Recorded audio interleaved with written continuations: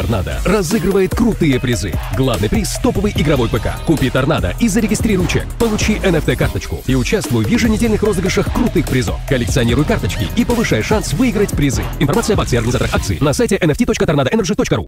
Здорово, меня зовут Дигл, спасибо Никите Герайкину и Булату Завгарову за поддержку на Бусти. В новой главе манги One Punch Man. Новый монстр божественного уровня, Флэш готов на все, чтобы найти Монако, и намечается бой Сайтамы против Флэша. Ну, такое мы не пропускаем. Врываемся с какого-то черта, который нападает на Сайтаму и закономерно улетает в небо в полуразобранном состоянии. Оказывается, это один из 9 воинов Драконьего Альянса, и у нас тут какая-то совсем другая история начинается. Своим героическим поступком Сайтама остановил кражу одного из кубиков, который сдерживает в себе ужаснейшего дракона. Тот 800 лет назад появился на Земле и стал воплощением разрушения, став угрозой всему человечеству.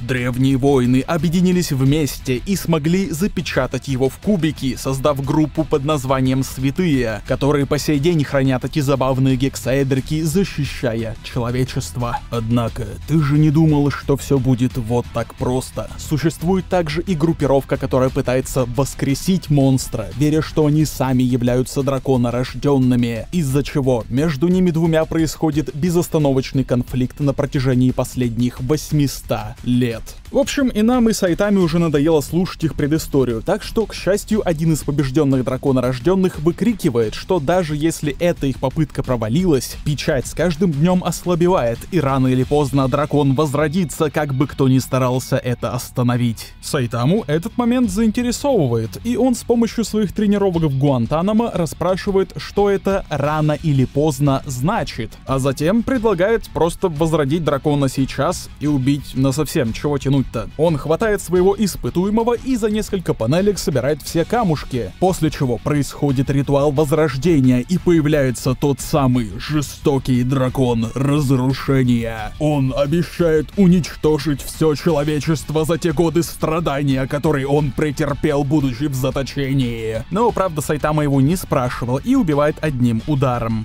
После чего мы переносимся обратно на хату в городе А, где Лысик и рассказывал эту историю Кингу, а в злополучную дверь снова раздается звонок. На этот раз пожаловал Флэш с постером Монаки, предлагая Сайтаме помочь ему в поисках, а также говоря, что если тот окажется полезным, может быть и даже сможет стать учеником Флэша. Лысик логично закрывает перед ним дверь, и пока Флэш пытается превзойти этот неведомый инструмент изоляции, из соседней квартиры, прослышав что-то про учеников, вылазит Генос, и у них завязывается бой. Oh shit.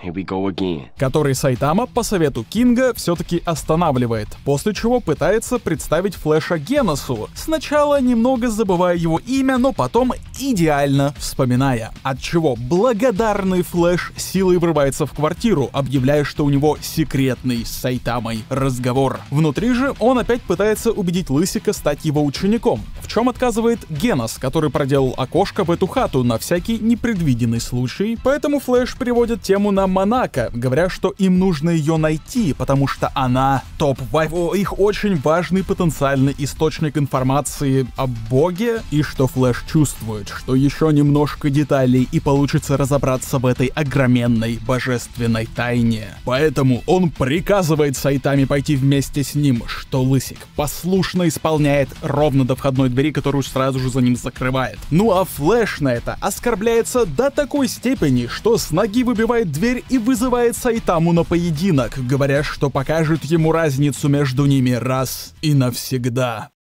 Да уж, вот это у меня дежавю. Обзор на эти главы веб-комикса до сих пор одно из самых популярных моих видео, и очень странно ощущается пересказывать их уже во второй раз. В принципе, я бы и не стал отнимать больше твоего времени, но, наверное, надо затронуть пару моментов из этой главы, так уж и будь. Монстр божественного уровня — это, конечно, наверное, может быть, по крайней мере по показанному, неправда. Поскольку Сайтама победил его обычным ударом, сомневаюсь, что с ним бы не разобрались челики арки типа Тацумаки. Да, сила удара не зависит от его названия, и теоретически обычный может быть сильнее серьезного, но что за бог такой отлетает от обычного удара, да? У нас просто нет никакой о нем информации, чтобы ему выдать что-то выше драконьего уровня.